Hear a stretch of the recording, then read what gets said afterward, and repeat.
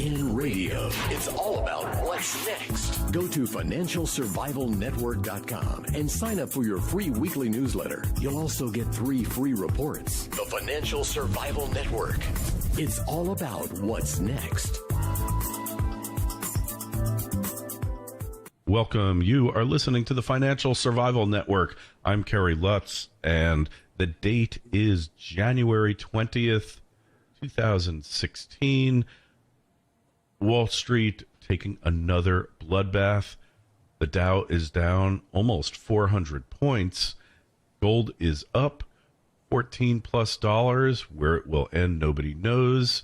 And, well, maybe the person you're about to hear from knows. You, Andrew Hoffman, had your pulse on this. We've been doing this for years now, Andy.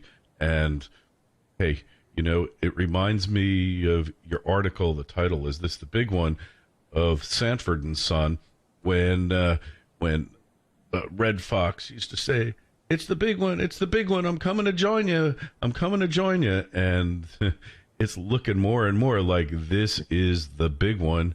And if it's not, then it's a little big one, and the big one is coming soon.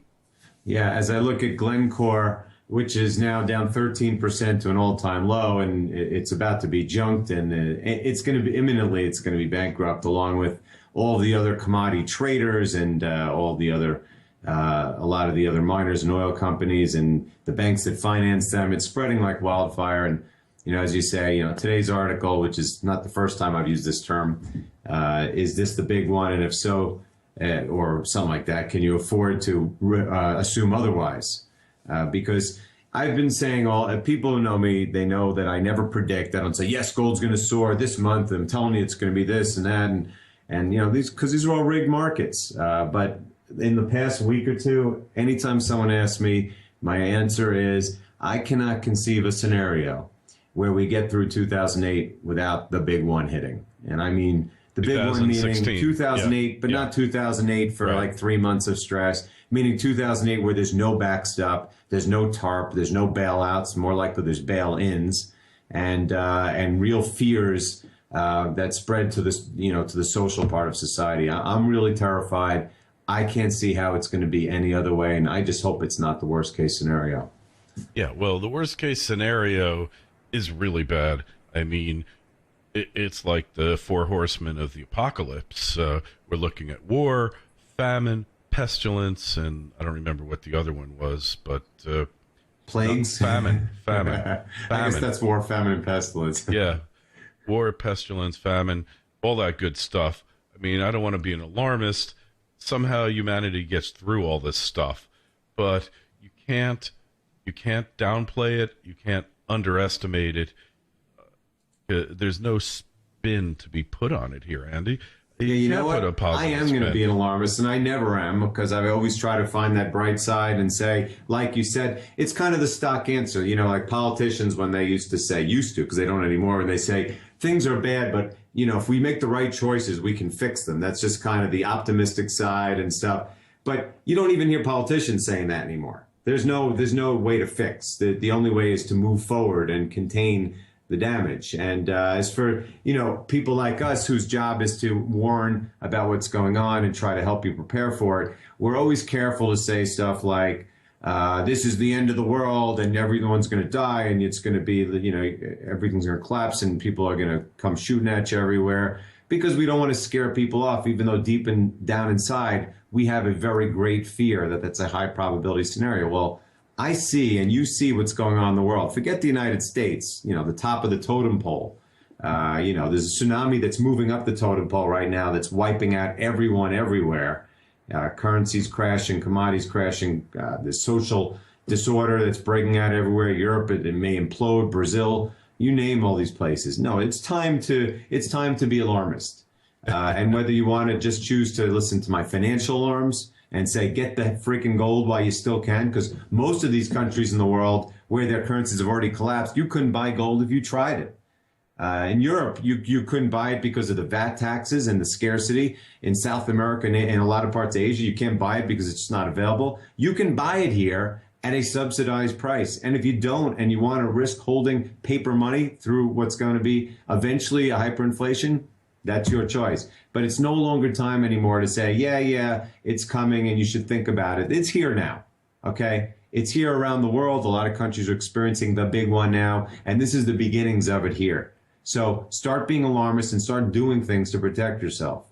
Yeah, and it's such a great point. I had Salenti on last week, and Gerald, I heard it. Yeah, very good. You know, Gerald's very emotional about this and very intense about it.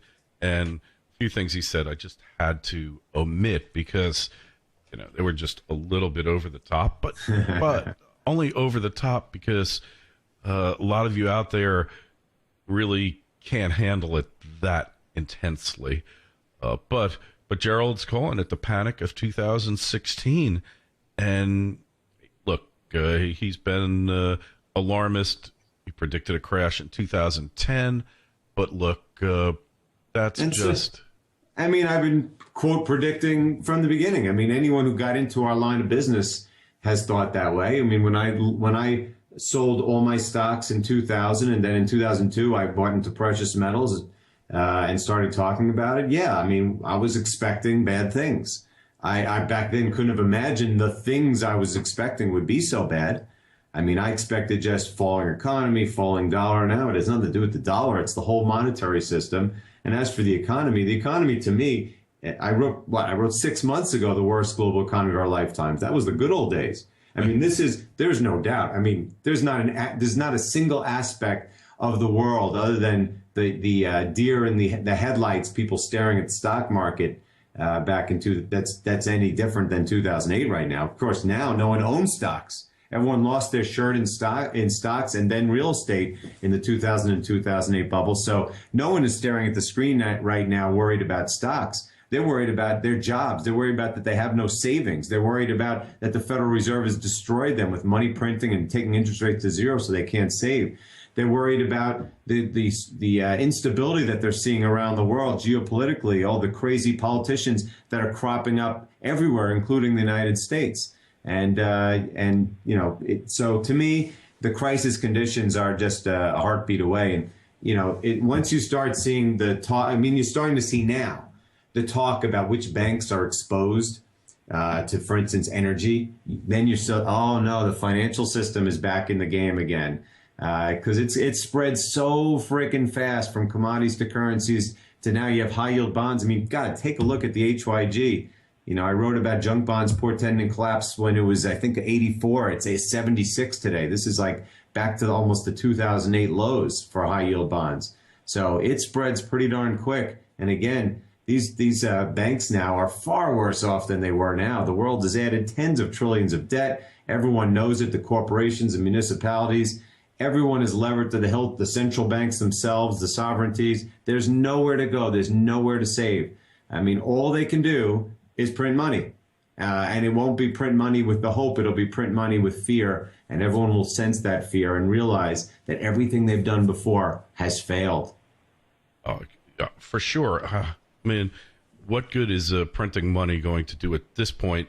Confidence is, it's like a balloon, right? Once you pop it and once the air is out of the balloon, you can't reinflate that balloon because it's done. And that's where we're at now. Like you said, dollar, U.S., last one to fall, perhaps. But then again, you don't know. The system is so fragile. Oh, the dollar will be the last one to fall. I don't know how. I don't know if they'll all fall at the same time. And I'm not even saying, when I say fall, I don't mean it's going to go to zero. I mean, the system will probably be reset. You know, I was listening to someone else saying, you know, the dollar of 1944, like Mike Maloney was talking about, is not the same dollar as 1971 or the same dollar as today. The dollar will be here. It won't be the same dollar. It won't have the same purchasing power, that's for sure. But if you want to understand, because most people listening are Americans, just how much danger America is from a financial standpoint.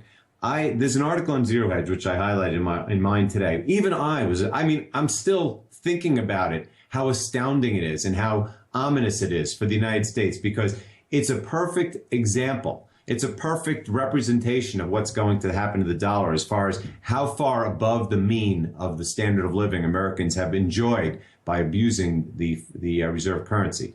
What I read, okay, now keep in mind, Only 4% of the world's population lives in the United States, right? 22% of the GDP, and I would argue that that number may be overestimated because of the cheesy accounting, right? 22%, 28% of the debt of the world is in the United States, and again, I would because we have the most advanced derivatives and off-balance sheet entities of any country, I would bet we have more than 28% of the world's debt. But let's just say 4% of the population, 22% of the GDP, and 28% of the debt. Do you know what percentage of the global stock market capitalization United States stocks are, which would mean, basically the Wilshire 2000, which includes all the big and small cap stocks. Do you know what percent of the world's stock market capitalization in the U.S. is? Actually, I knew the answer to that. I think it's about 48%. 52. Okay. 52. More than half of the world's equity valuation. And that doesn't even include like unicorns and all the private, because I would bet that there's not a country in the world that has even a tenth of our private equity valuations, the Ubers and the Snapchats and all this garbage, right? So just in the public equity, it's 52% of the world's equities in the United States. And if you include the private, it's probably 55 plus. How can a nation that is the world's largest debtor, that only has 4% of the people, that has no manufacturing base, that is by far the most indebted nation on the planet, that's only able to even pay its interest by holding interest rates at zero, how can they have more than half of the equity valuation in the world? It is beyond belief. And as I said today, I don't know how that number is going to go down, whether the world hyperinflates and other markets hyperinflate more, or we just simply crash down. I will guarantee you that within the next, 10 years, that 52% number is going to be so much dramatically lower. And when you talk about 50% going down to 40, 30% in markets that are probably falling on top of that, we're talking about an incredible loss of equity, far more than the loss of equity in houses during the whole mortgage crisis of 2008, probably dramatically more. Yeah. Oh, yeah, for sure. Well, that's presuming that the stock market is preserved in its current unreal state. And it might not be. Yeah, that's the thing. You don't know where the chips are going to fall.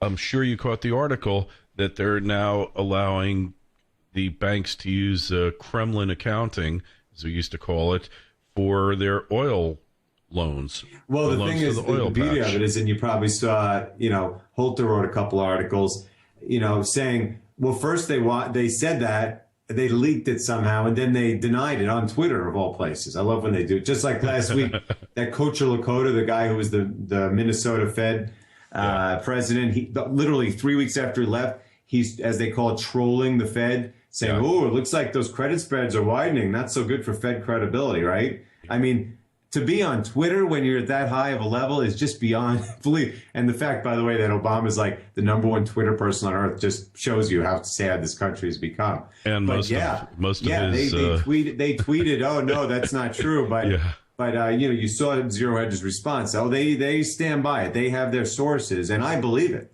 But people, again, this is the thing: the bailouts, the TARP, the money printing, the QE, that ship sailed. In fact, remember in April 2009 when FASB, the Financial Accounting Standard Board, basically said that banks could do that for everything, particularly mortgage bonds, marked to fantasy. And look where we are a few years later. It's not going to work. If they do it, they will be called out. And the fact is, while they're doing it, credit spreads are exploding, and CDS, credit default swaps, are exploding, and high yield bonds are collapsing. People know that this stuff is going on. No one's going to believe the balance sheet of a bank or a financial institution of any kind that claims that they don't have the same kind of exposure that they should. It's going to be just like 2008 all over again with no backstop. And the fact that the Fed is doing this stuff, and more importantly, stupid enough to let it out there and then to debate about it. It's kind of like, who was it again? It was Maloney. He's going, oh no, it was Jim Rickards. He had a special thing going, look, of course these guys are going to deny it. That's what they do. Just like Saudi Arabia is denying that they're going to let the peg break. Just like China was denying they were going to let the peg break. They deny it the loudest right at the top before they do it. And so all those pegs are going to break. I've been talking about this forever. All the banks are going to be exposed for their bad loans and their derivatives behind the bad loans. And, again, this is the time to be alarmist. I think this is the big one. And if it's not the big one, it's going to be coming soon. It's kind of like the Canadian Central Bank. They had their meeting today, and there was a 50% chance that they would go to negative interest rates. So then they say, oh, they were disappointed because they stayed at zero. They're going to do it anyway. If they don't do it now, they'll just do it next month or the next month. So, be prepared for the worst. Don't let anyone in an official stance, an official position, tell you anything that's better than expected, because everything is going to be worse than expected, guaranteed. Yeah. Oh, you're 100% correct. I mean, you're just seeing it, the great unwinding take place, and there's just no way out. So be prepared, have plans, and in fact, I just got your email now, your news release countdown to the end. Yeah, that was yesterday, and the one I wrote this morning that you'll see up on the blog later today is the one that says, has the big one commenced? Can you assume otherwise? Yeah. But yes, countdown to the end. And you know what that one was about? That wasn't my quote. That was a quote from the president of the European Commission, Jean-Sebastian or Jean-Claude, whatever his name is, Juncker. They're talking about the end of this Schengen agreement in Europe. The Schengen agreement was part of the whole putting together the European Union, where it says that you have freedom of traveling between the countries. And now Austria just closed their borders, and they're saying that Germany might close its borders. And, this is what I'm talking about. I mean, Europe is on the road to anarchy right now and war. And this is the president of the European Commission saying so. He's saying, this could be by the summer, the latest, the whole thing could fall apart. Oh, for sure. I mean, the situation is really quite grave. So that's why you need to be ready.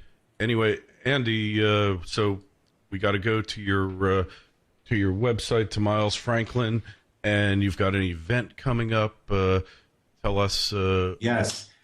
Everyone, if you live in the Denver or Boulder area, listen to me very carefully. We are just a week away, meaning Thursday, January 28th at 6:30 p.m., right here in Broomfield, Colorado, right between Denver and Boulder. Myself and Andy Schectman, the president and co-founder of Miles Franklin, are holding a special free question and answer meeting. It's a free dinner. It'll go on all night until all the questions are answered. And all you have to do is show up. So if you're interested in coming to this meeting, just email me at ahoffman@milesfranklin.com. All right, ahoffman@milesfranklin.com. Go over to milesfranklin.com. Sign up for Andy's daily missives. They are must reading, and you'll also be on his audio blog as well. And Andy, buckle your seatbelt. Just get ready. It's going to get interesting. Hopefully Rickards is right, and they'll all just sit down in a room and figure this thing out, and we'll go to SDRs. But I just don't think anything is that simple anymore. I don't even know what plan he's coming from. There's no SDRs. We're not replacing fiat currency with a basket of fiat currency. We are replacing fiat currency with fear. And if you don't have something that people want in this period of fear, you're not going to be able to buy anything.